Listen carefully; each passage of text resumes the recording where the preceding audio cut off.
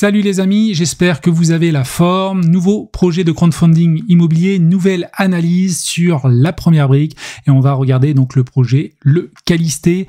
On est en Corse. Voilà, comme un autre projet qu'on a eu au mois de juin qui était vraiment excellent. La collecte aura lieu ce vendredi, donc 6 septembre à 10h. Grosse collecte, 1 700 000 €, 50 000 € de ticket maximum par investisseur et un rendement supérieur à la moyenne sur la première brique de 12% sur une durée contractuelle de 36 mois. Ça, c'est assez long et assez rare, voilà, pour le souligner.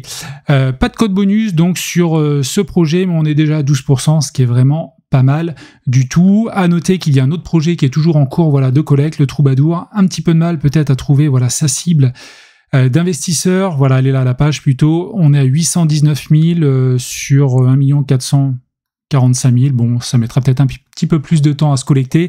On a déjà vu ça fin juin, début juillet. Bon, à suivre. Mais aujourd'hui, donc, on va se concentrer sur notre projet en Corse. Juste avant, comme toujours, quelques avertissements. N'oubliez pas qu'il y a des risques en crowdfunding immobilier. Les performances passées ne préjugent pas des performances futures. Je donne dans cette vidéo uniquement mon avis. Et enfin, je peux partager des liens d'affiliation ayant certaines collaborations commerciales avec certaines plateformes et notamment la première brique. Concernant mon tableau de bord, écoutez, 114 000 €, j'ai eu pas mal de remboursements ces derniers temps, 87 projets en cours, un taux de 12,37%, c'est brut, bien sûr, faut retirer la flat tax. Et enfin, si vous découvrez la première brique, écoutez, je mettrai un petit lien en description, c'est un lien affilié qui vous permettra d'obtenir 1% supplémentaire sur votre premier projet. Allez, on attaque la plaquette parce que c'est la base, bien sûr, de toute analyse de crowdfunding immobilier. Regardez dans le détail toutes les données qu'on vous fournit. Donc, on se situe à Poggio Mezzana. On ira voir tout à l'heure Google Maps. En Haute-Corse, le projet consiste en l'acquisition de la résidence de vacances Pinea Mar, comprenant 42 lots de type T1 à T5 destinés à une exploitation. Donc ce domaine bénéficie de vastes espaces verts, vous allez voir le coin est superbe, et d'un accès privilégié à la mer. Il y a une plage privée avec une perspective d'exploitation donc à long terme. Et en fait, depuis 2022, nos porteurs, donc notre porteur c'est Maxime et il y aura également sa conjointe, enfin surtout sa conjointe qui a commencé à assurer la gestion depuis pas mal de temps, donc en location gérance. Durant cette période, donc ils ont réalisé des travaux et donc ils ont eu l'obtention, la classification en 3 étoiles. Donc ça c'est vraiment top et positif. Donc notre porteur 34 ans, la conjointe, donc je crois, je sais pas si non, mais c'est vraiment notre porteur qui sera, enfin c'est Maxime qui sera le porteur de projet. Et donc c'est la première fois qu'il fait appel au crowdfunding immobilier. Vis-à-vis des garanties, caution personnelle, GAPD donc sur la SCI Pinea Mar qui vient d'être créée, et enfin on a une hypothèque de premier rang inscrite de 252%.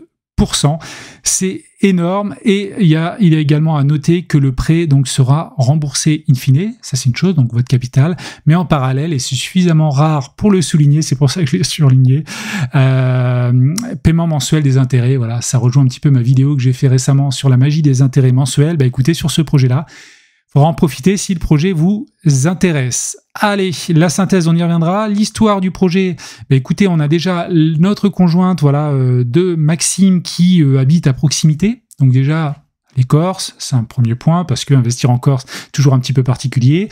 Elle connaît très bien le bien, parce que voilà, elle l'a exploité pendant quelques années et elle a convaincu donc son conjoint Maxime donc de l'accompagner en 2022, et à partir de là, donc ils ont réalisé pas mal de travaux pour du coup exploiter ce bien. Donc ils ont souhaité également l'acheter, mais le propriétaire en fait est décédé malheureusement, donc il y a eu sûrement une succession qui a demandé un certain temps, et puis les descendants, les neveux du propriétaire ont quand même donc accepté de leur vendre, ça a dû mettre un petit peu de temps bien sûr, mais le problème c'est qu'ils n'ont pas 2 à 3 bilans. C'est ce que demandent les banques généralement, surtout sur des billets comme cela.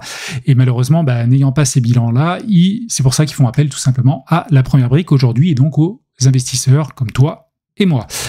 Les chiffres, donc en 2022, il a réalisé de nombreuses opérations. En 2023, son chiffre d'affaires a augmenté. Et en 2024, en fait, donc il est à 600 000 € déjà fin août 2024.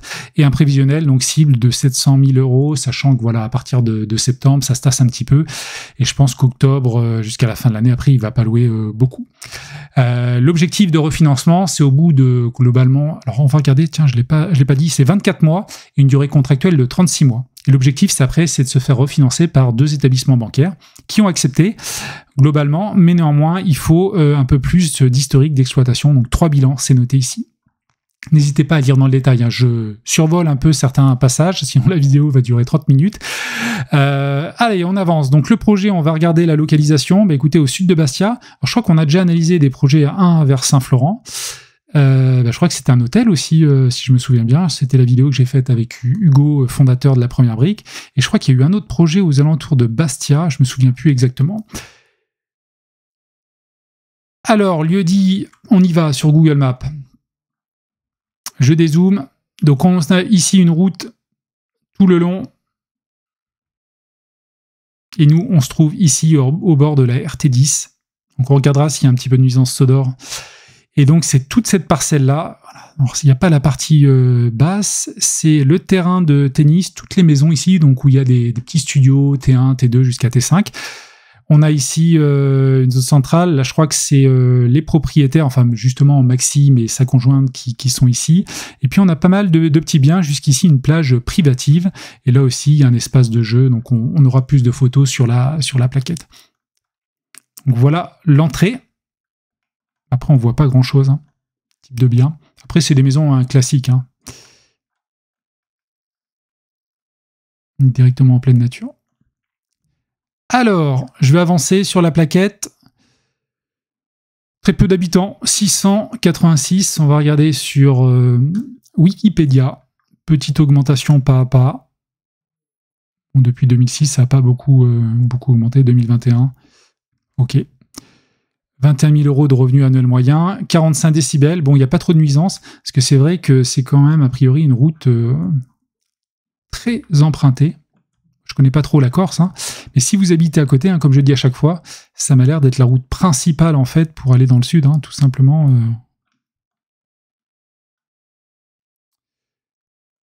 Si vous connaissez, n'hésitez pas à nous faire des commentaires, c'est toujours appréciable, hein, vraiment.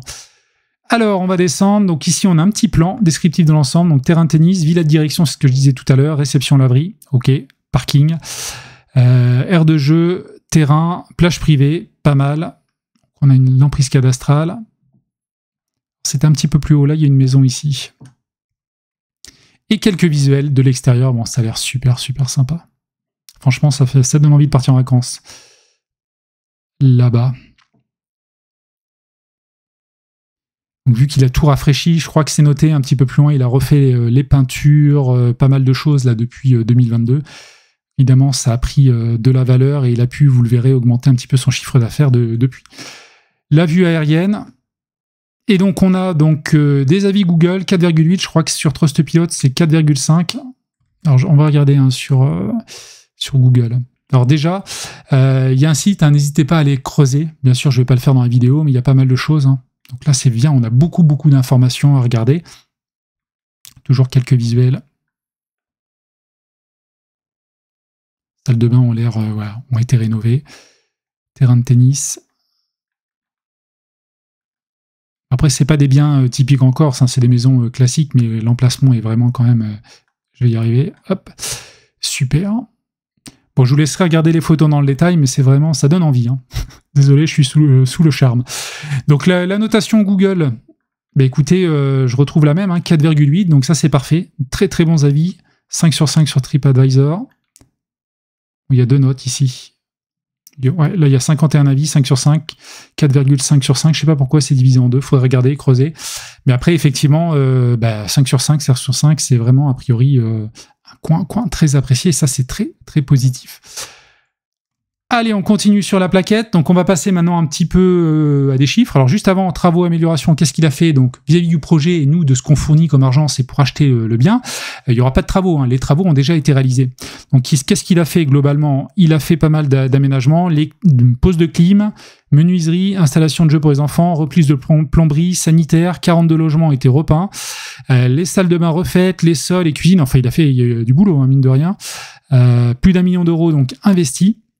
Il a également travaillé, ça c'est indispensable de toute manière, sur la location hôtelière Airbnb, refonte complète du site internet, de la résidence, ça tout simplement pour éviter même de passer par Airbnb. Hein. Airbnb, je ne sais pas s'ils y sont, mais voilà, personnellement exploitant aussi via Booking Airbnb, je peux vous dire qu'ils prennent une belle com à chaque réservation. Donc le fait de passer en direct, bah ça c'est indispensable. Création de la charte graphique, référencement, c'est la base. Et puis également d'intervenir sur les réseaux sociaux.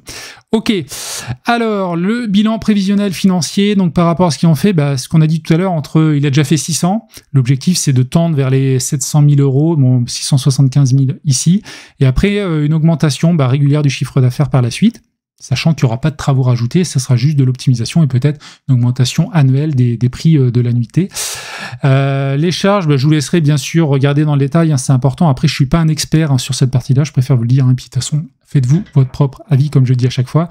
Charge d'exploitation, donc 290 000. Là, on a un résultat net, donc ici, estimé en fin d'année, c'est prévisionnel 300 000. Après, ça va baisser les années suivantes parce que derrière, il y aura la collecte, la première brique. Vous voyez qu'il y aura une nouvelle dette qui va apparaître en 2024 avec donc le rapport de 200 000 euros, on reviendra là-dessus. Et donc, effectivement, il y aura des intérêts dessus et cette charge-là va plomber un petit peu le bilan, évidemment, mais ils resteront quand même bénéficiaires. Donc là, on a le chiffre d'affaires prévisionnel, 839. Bon, après, il y a pas mal de lignes, faut vraiment le lire dans le détail. Et ce qu'ils ont fait, en fait, c'est qu'ils ont sollicité un cabinet expert indépendant pour avoir un prévisionnel. Et donc, ils estiment là-dessus, voilà. Le tableau ci-compte fait apparaître leur prévision de chiffre d'affaires, concluant un chiffre d'affaires oscillant entre 730 et 869 000 euros, confirmant ainsi les prévisions envisagées. Donc, il y a encore du travail d'optimisation par rapport à ce cabinet expert, mais il y a du potentiel et ça, c'est vraiment top.